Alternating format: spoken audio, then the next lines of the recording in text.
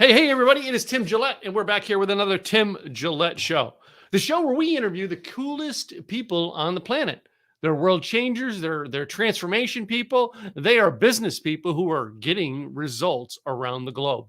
Today's guest is no different. Today's guest, Natasha. All right, coming to us, I think she's coming to us from over the pond, as we might say here in America. She did advise me, we're a little bit on the pre-thing there. We noticed that they have a little bit of fireworks going on in the background. So like, when she goes live on a podcast, they have fireworks that goes off in her neighborhood. That's how important she is. All right. You've got to know that, ladies and gentlemen. This is an important broadcast because they're putting fireworks off to celebrate her being on this show. Let's bring Natasha up here and get to know her today. Well, hello, Natasha. Hello, Tim. Thank you for having me. And I hope you enjoy the fireworks I've got. Well, only you could have a fireworks show put off specifically to celebrate you being on my show. So, it's just, so beautiful. We had to mark the momentum. Yeah, it is. It's just a great memento. I never thought about it until I was like, man, that's one way to look at it. It's go, hey, well, it's just a cool way to say, hey, I'm going on the show live today. So what are they celebrating that they have the fireworks going? So bonfire night, 5th of November. And then I think people kind of like to carry that on for as long as possible here because we can just go to the shop and buy fireworks. I'm not sure about you guys. Well, they only let us get fireworks just before New Year's and just before the 4th of July. All right. Okay. And really, the people who are buying them probably shouldn't. All right, because they stopped at the beer store first, and then they went to get the fireworks. To give you a hint, on the 6th of July, how many missing fingers there are. Yeah. Exactly. So, and on New Year's Eve, all right, yeah. My father died on New Year's Eve, 2010, and my neighbors were like shooting fireworks off, and I'm like, I'm having to go to sleep at 5 at night because I have to get up at 3 a.m. to grab a flight back home. So I go out to my neighbor, and I'm like, dude, listen, it's 3 a.m. I got to get up in an hour. Can you stop the fireworks, please? Oh, so bittersweet. Yeah. Fireworks. Yeah. So what time of day is it over there where you're at? So it's the evening here. It's 7:30 in the evening. Okay. So yeah, evening. Yeah, evening here. Okay, yeah, I've dipped into the alcohol already. Yeah, it's not. Unless I'm on a podcast of somebody, and I have been. I've been on a podcast as late as 1 a.m. Wow. So, hardcore. Yeah. Well, I mean, like you, all right, I'm trying to reach people around the world. So, exactly. If someone reaches out to me and says, hey, I want you on my podcast, this is the opening slot, I'm going to take it, Yeah. I'm not going to run from it. You know what I mean? There are people who, I actually have a friend who lived in California, was on my podcast before she moved to Australia. And then when I said, hey, you want to come back on again? She's like, that's too early in the morning now. I'm not coming on. I'm like, oh. So good. Yeah. So, you're over in England, but you do have an audience here. I understand you have audiences and connections all around the world. Is that correct? That is correct. Yeah, I work with people anywhere. We're so blessed, aren't we, having the technology that we have, that it just takes those barriers away. And yeah, early on, I kind of met some great coaches in the States and helped out on programs. And that's been my kind of way in really to the market over with you guys. And I love working with Americans. It's a beautiful experience. Well, many Americans have the money to work with coaches. That's many, not all, many. Cultural. Yeah, it's definitely a cultural thing. There's more investment in self-development and yeah. So what got you into the coaching game? I'm curious. Oh, well, this is a story, right? And I love stories. A true one. So I, like many people, I've always been quite a high achiever, really pushed myself, through my education, through my early career. I've always worked in business. I then sidestepped and started working with social enterprises. And at some point, I was just at the point of just doing too much. And because of my personality at the time and who I believed that I was, I just pushed through everything. My mantra was work a bit harder, keep going, get through that. You can rest at some point. And I really thought that was how you proved your worth in those days. I was quite a lot younger. I didn't have any models that I could see that weren't like that. So I kept pushing and I kept pushing. And then along came a couple of children. I was balancing the job and the career with the children and the home and all of those things. And, you know, just to be quite candid, at that point in my life, I was really wearing this mask of, you know, everything's perfect. To be successful, you know, we have to have the perfect birthday parties, you know, life has to look great. And it was, you know, it was very different, you know, beneath the surface. I was absolutely exhausted, didn't have the kind of ability to kind of press pause because I was managing a lot of, you know, very big projects and large budgets. And I just kept going until one day, guess what? I couldn't keep going anymore. Yeah. And, you know, I'm laughing and joking about it, but it was really scary. And I woke up one morning and no word of a lie, I couldn't get out of bed. And I had these horrific headaches. And I was like, what's going on here? This is a bit odd. And I'd had flu and I'd pushed myself to run an event with flu. And then I'd driven a couple of hours to a family gathering. And I'd come back home and I'd literally just stopped. Well, that unfortunately was 2.5 years of my life. If I wanted to leave the house, I had to go in a wheelchair. And I had to have a lot of help with my children, with the home. And it was just such a dark time. But like all of these stories, we all have these stories of what we've been through, what we've gone through, and how we've come out the other side. For me, that was the very start of understanding this mind-body connection. Wow. And how what we're saying in our mind really starts to influence the body and how the body then picks up on that. So I was like telling everyone, yeah, I'm fine. Life's great. It's more than great. It's wonderful. And feeling, you know, kind of so grateful for everything I had in my life. But I was ignoring my own needs. And I was saying things to myself like, I'm so stressed. This is going to kill me. And then not only that, like people in my family would say, how are you juggling all this? How are you managing all this stress? You know, you're gonna have a breakdown. You're gonna get really run down. And so before long, I'm saying it to myself. Other people are saying it to me. I had the perfect storm of getting a virus and then pushing myself through it, and just all kind of fell apart. And so really digging deep into that experience and coming through it, I could see quite clearly where I'd kind of done things that weren't in my best interest. And that started this curiosity and this research. And I was lucky enough anyway to be working with big health projects in our local community. And I was like, you know what? I just want to get in front of more people and start to help them with the challenges that they're having, and just share some of the things that I'd learned and then that I then went on and trained to learn how to do properly. So, I mean, it's interesting. You know, I mean, part of your story there, you said that, you know, there was a time you were in a wheelchair. Is that correct? Yeah, absolutely. Could not leave the house without a wheelchair. I was that ill. You know, I worked in the early 2000s. I worked with volunteered at a life enrichment seminar. And we had a lady who was one of the volunteers with me as well. When she came to the seminar, had a scooter. That's how she got around. By the time she started healing, all the stuff, you know, getting the stuff out of the head, which released out of the body, she was up and dancing. Oh, by the end of part 3 of that seminar. And then she came back she still had the thing on the back of her car for the scooter, but hadn't used it in over a year.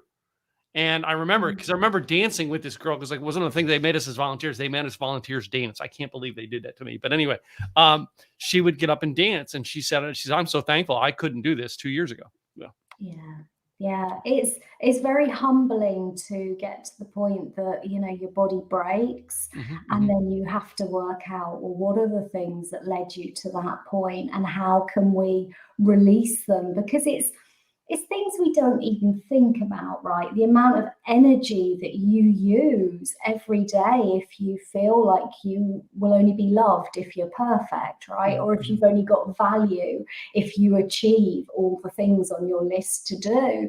And if you've had conditioning in your life or experiences that have led your subconscious to kind of hold on to those beliefs about yourself, and you're trying to generate that in your life. I want to be loved, so I need to be really good at this.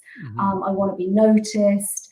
We use all this energy grasping on and gripping, right? Yeah. And it's terrible for our body. So, I mean, but did they find medical problems, or was it all emotional, energy draining? So at first they were doing brain scans. They thought there might be a tumor in my brain. And then eventually, after quite a long time, it's kind of like a diagnosis by elimination. So we can't find anything wrong with you. It's none of the nasty stuff. Okay, you have chronic fatigue is the diagnosis. Sometimes it's called ME. So it's probably called something similar for you as well. And so then you're kind of like given some support. You're told to, right, you need to like grade yourself, all the exercises, everything you need to do. You need to very slowly follow these steps and pace yourself with these different levels of activities to get yourself well. But if you're still thinking all the yucky thoughts, right, and you're still beating yourself up, it doesn't quite work. Your recovery doesn't happen in the way in which it needs to. So, it's really helping people to see what are the things that I'm doing that's going against me, that's stopping me from recovering or stopping me from feeling joy, or whatever it might be in our life that we feel we're lacking. So yeah, I really, I mean, Natasha, I can't imagine that. All right. I mean, I've learned to read some things in my body throughout the years. All right. And I just got done this past weekend doing a live 2-day event, the first one I've done in 2 years. Right. And I literally, had I been smart, I would not have booked yesterday and today full of appointments, because Sunday I was like my day to relax, and I still didn't relax. And I'm like, now, like, it's almost 2 p.m. here. And like, I feel my body draining, and it's that thing, it's that exhaustion that I will probably be going to bed by 9 again, 9 o'clock again tonight. All right. And not getting up till 8 a.m.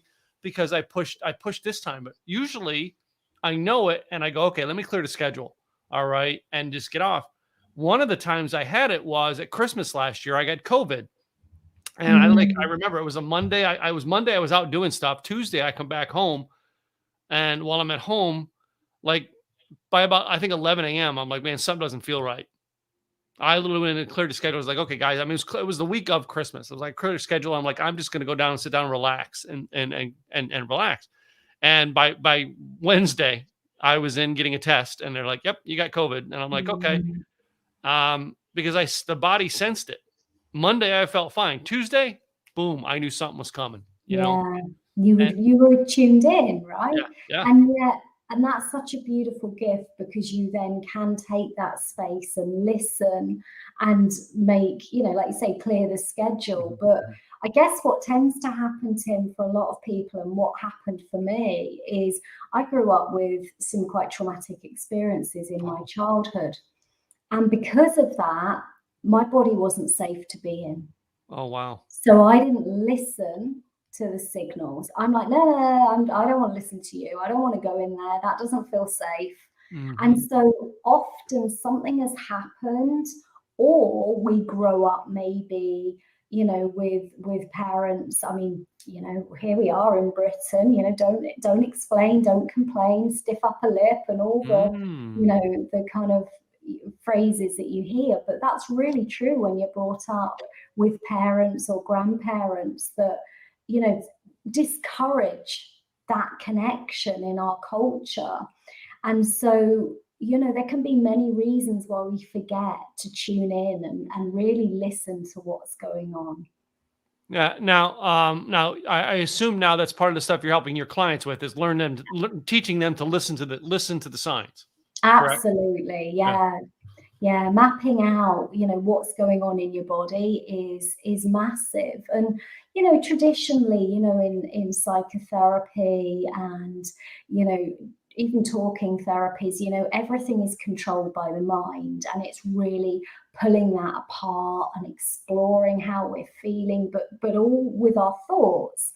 But actually, what's happening now, and certainly my approach is more ontological, is about how human beings really are and how we behave. Mm-hmm. It's about processing with the body, which is much less confronting and so much more effective.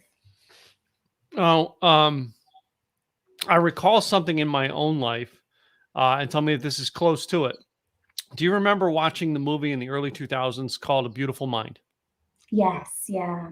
I remember watching that movie because one of the things I have epilepsy, so I have to take a drug for it.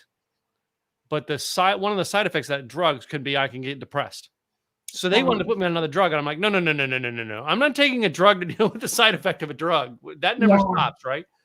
So I watched that movie, and it made me think exactly what you're saying to do, to be able to find and listen to the senses, and you know what I mean. I learned to train my mind to be able to listen to things. Now, I'm not perfect by any means. I'm not perfect, but I've learned to do that without extra drugs.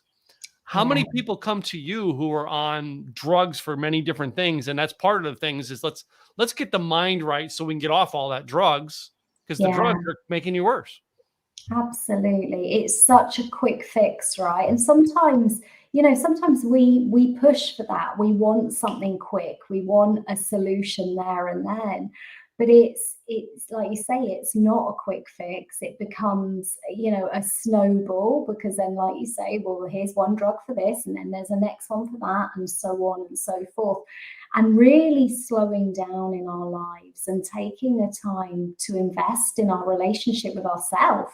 Mm-hmm. It's not sexy, it's not what people really want to do, but it reaps so many rewards. And so many people come to me, and like you say, they're on all this different medication. They're told you're going to be on this medication for the rest of your life. And sometimes with medical conditions, absolutely, that's right and necessary. But sometimes these are just quick fixes, they're sticking plasters.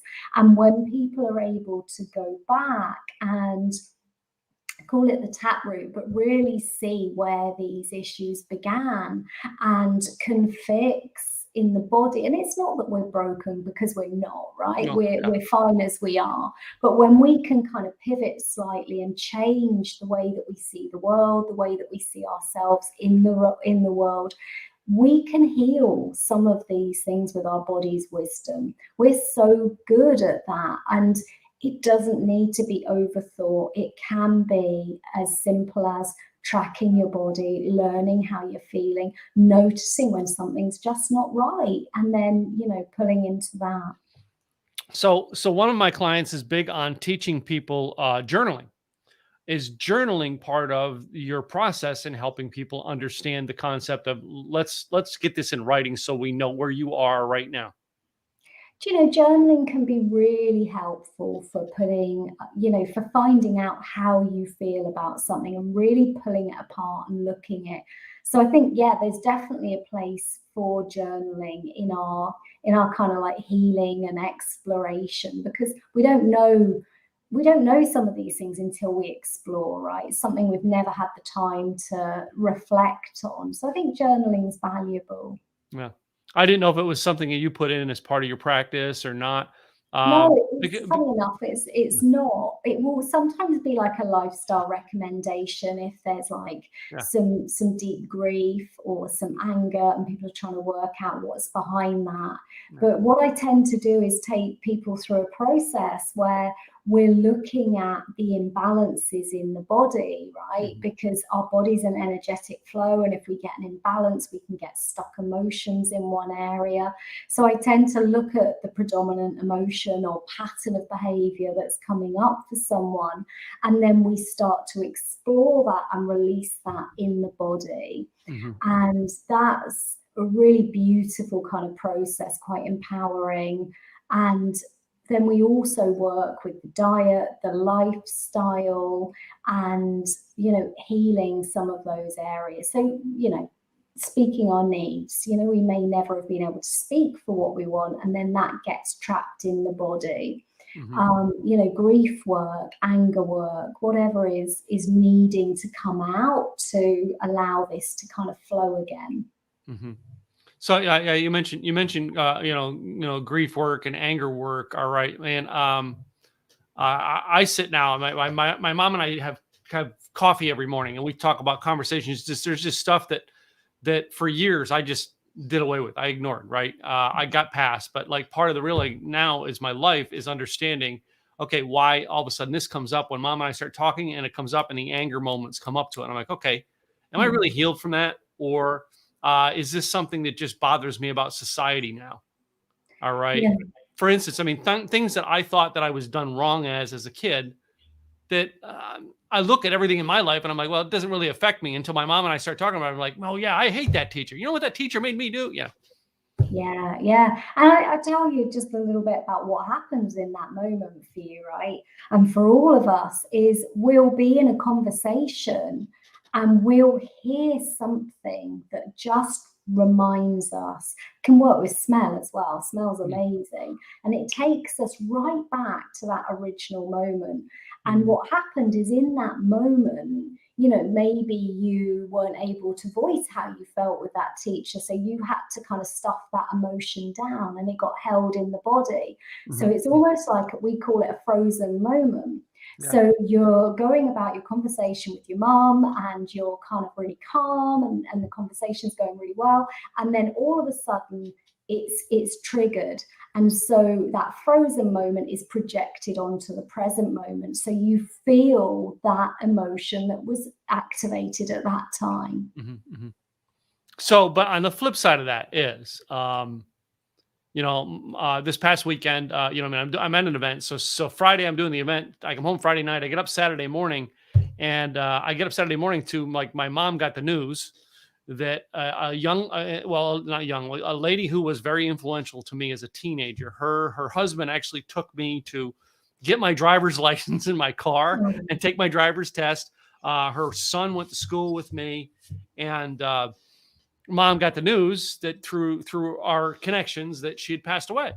So I did this whole thing. It's like this whole tribute and everything. I wrote this whole letter to her and everything. Cause she was an impact to me, and I act the way I act because of things that she used to do.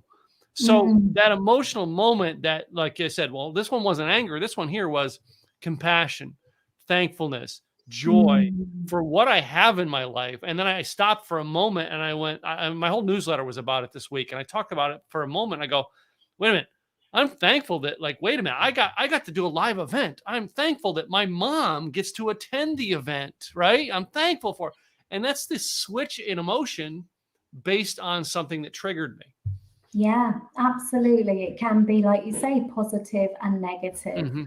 And so to have that, that ability to reflect and that love for her it's a beautiful emotion to bring into the present. Like you say, really drop into that gratitude. Yeah.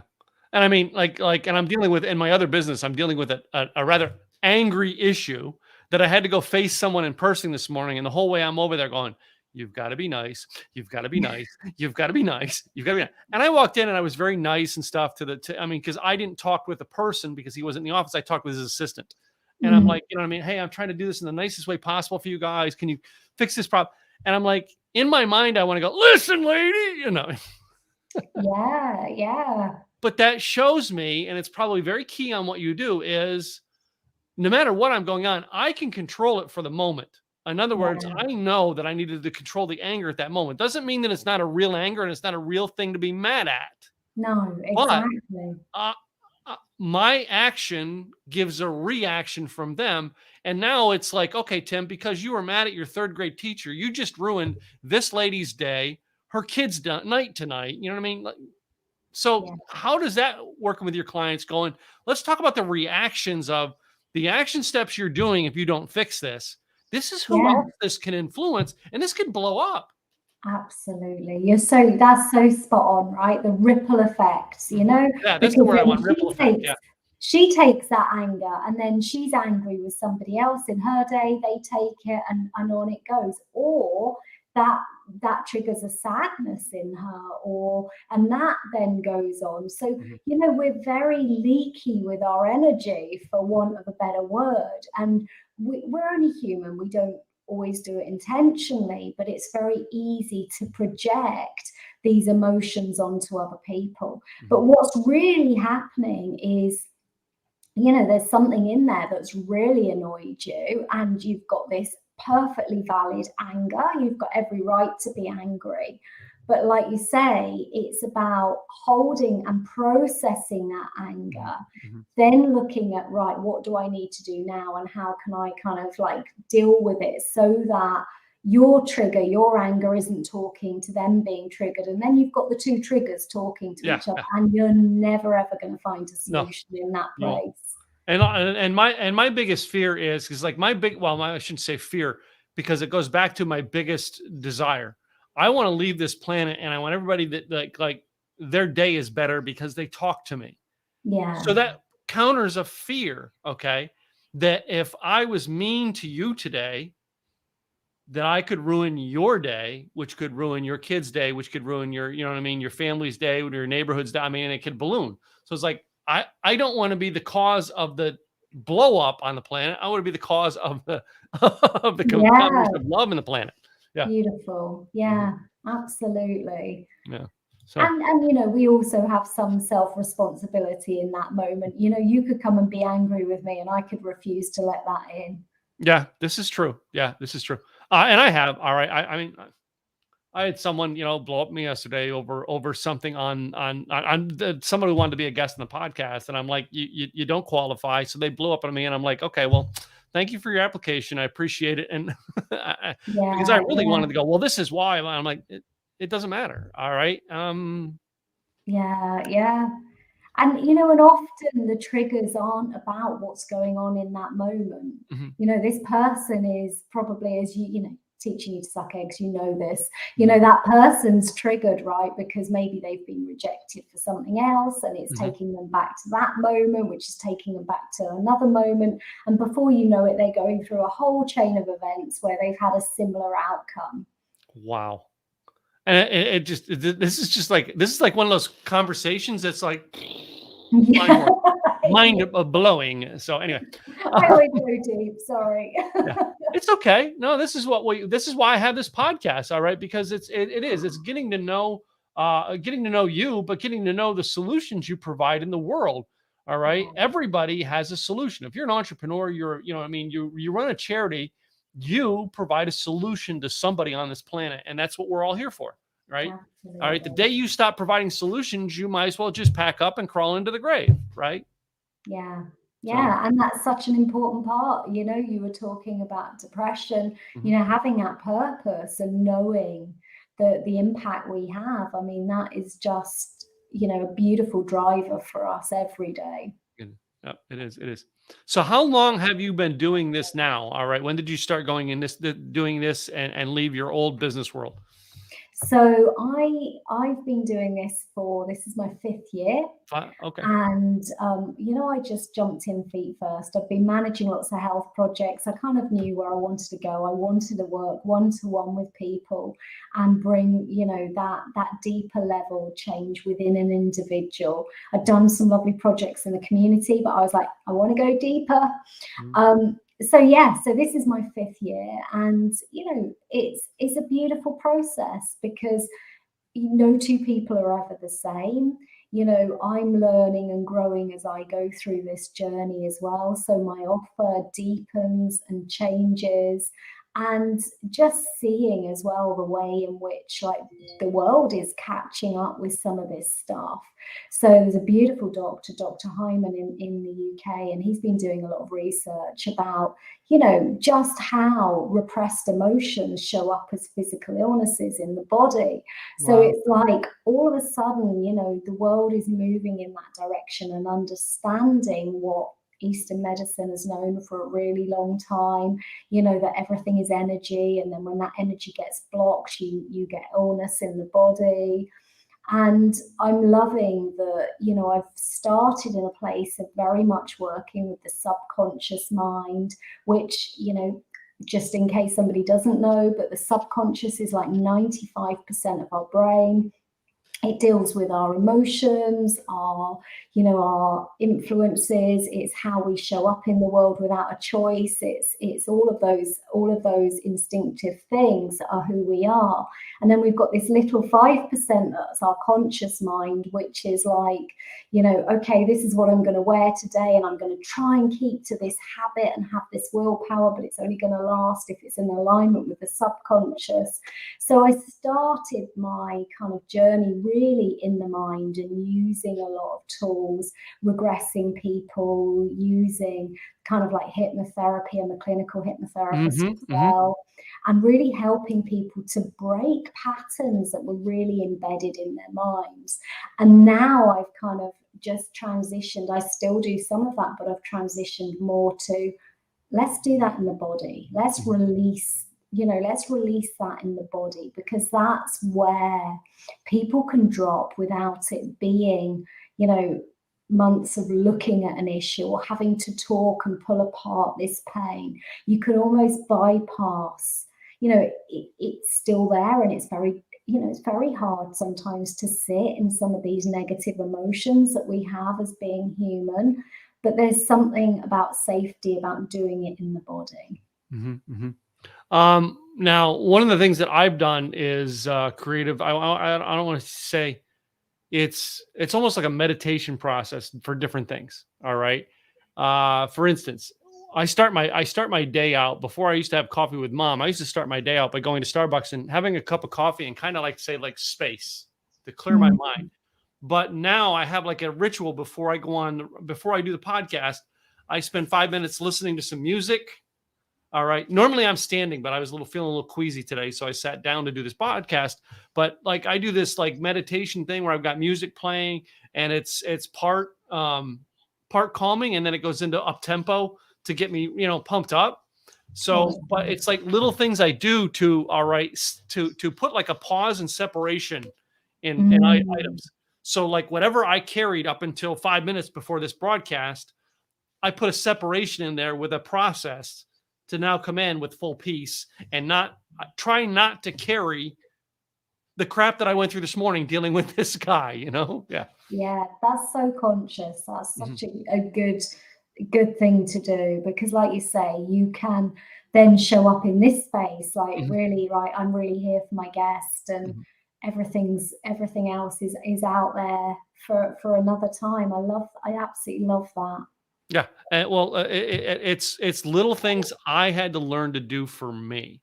Yeah. Let me relate that to asking you about your clients. Are you finding that maybe some of the things you think are like, yeah, this is the way you should do it, and then your client, you realize they've got to do it differently because it didn't work your way?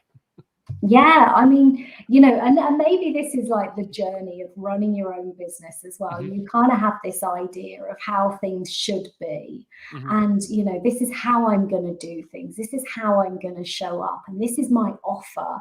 And, you know, especially in this industry, right, Tim, you see all those coaches, and you're going to earn this money and you're going to do this. And so you kind of think, oh, that's what I should be doing. And then, you know, treating people is not like that. You know, we're all human beings. We're very different, and we have different energies within us as well. So what works for one can be really triggering for somebody else. That's not a comfortable thing to do. And so, you know, I think my transition very early on was realizing, you know, it's not about what I think somebody needs. It's where they are in their journey. Is what's appropriate for them at that point and that next step.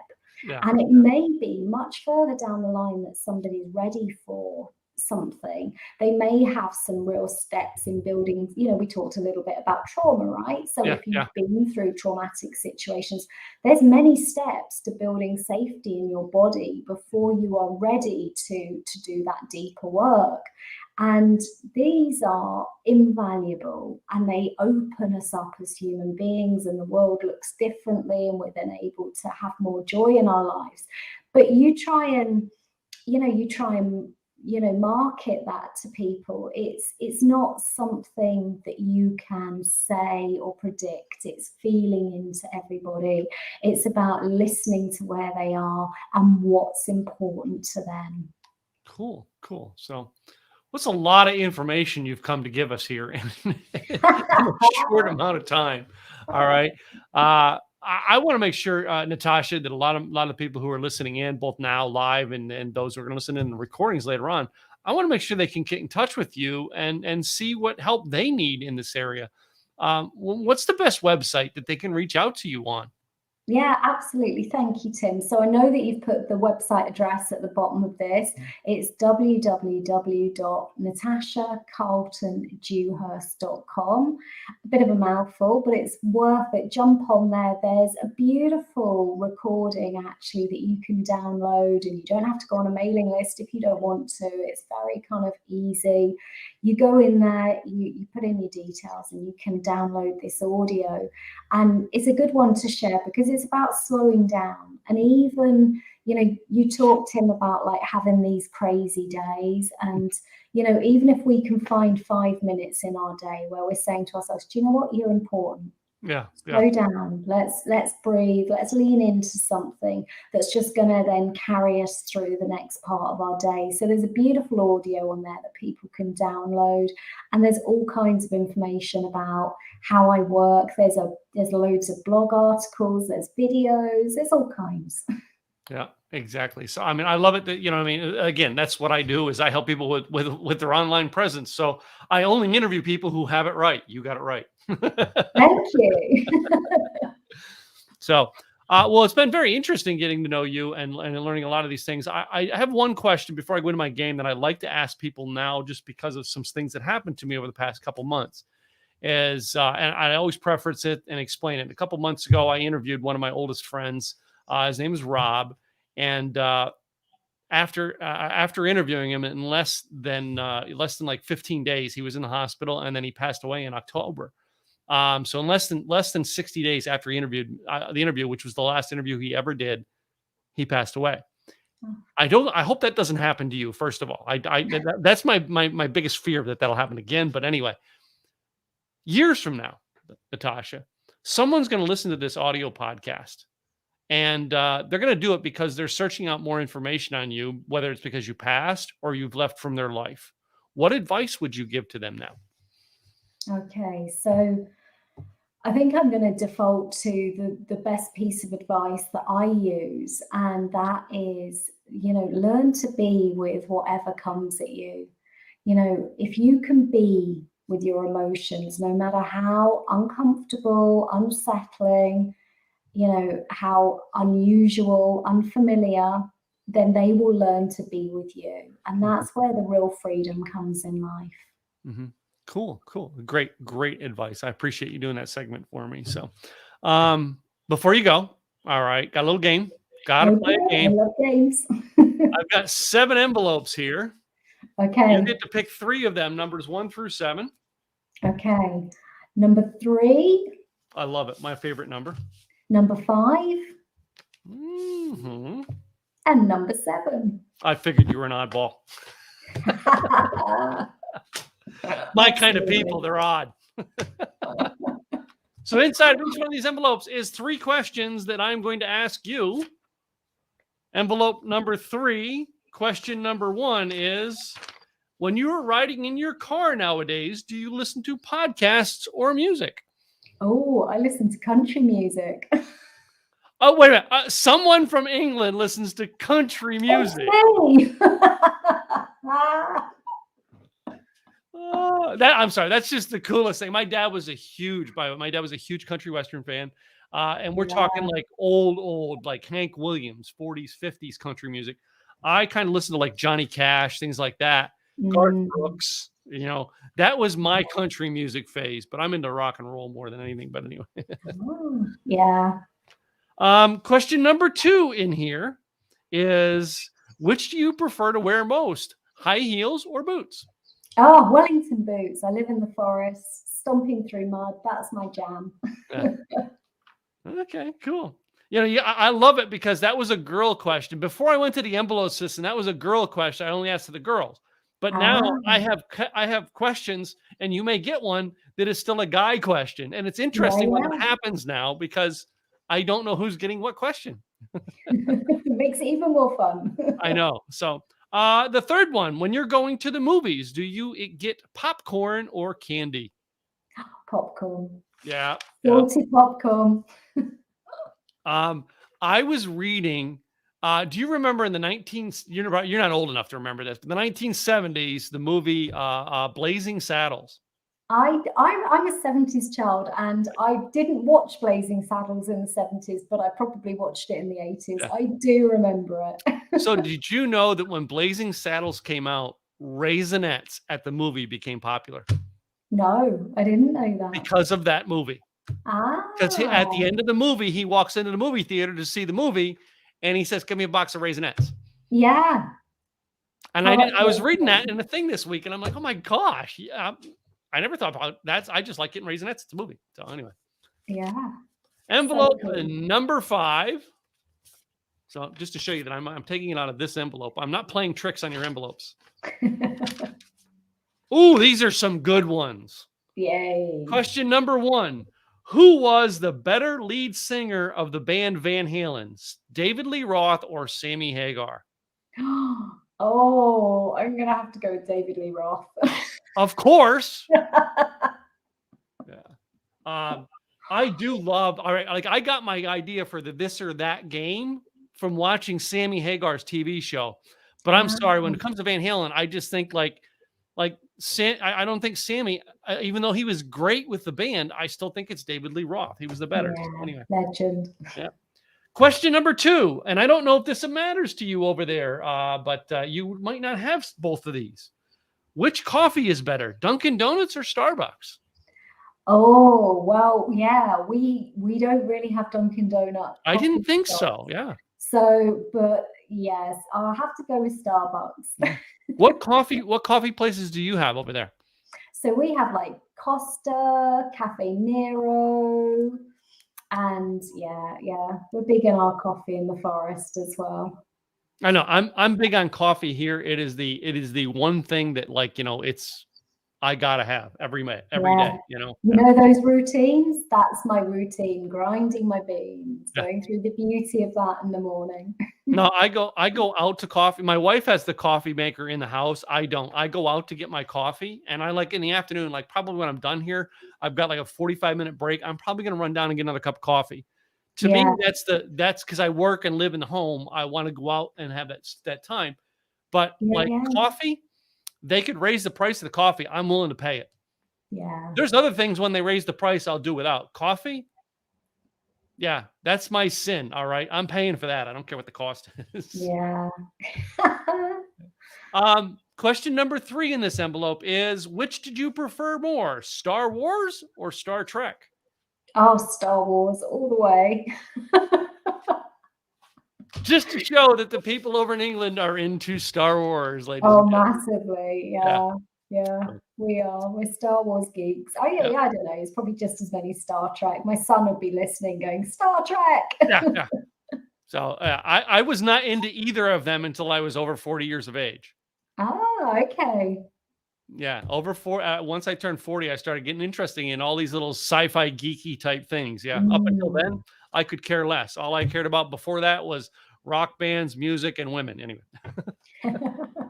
But how nice! Then you had a whole host of the films to watch as well by then. Yeah. Well, but that's also probably before 40 why I was married and divorced twice. But anyway. Envelope number 7. Ooh. Speaking of those science fiction movies, in the movie The Matrix, they had to choose the red pill, which was give me reality, or give me the truth and reality, and blue pill, just like put me out, and just like I'll live with the fantasy. Which one would you prefer?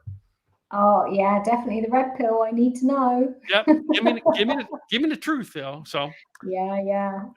my next two here, I don't know how well you're going to relate to, but this next one here, I'm not sure if you have both of these. I'm sure you have one of them, but I'm not sure you have both of them.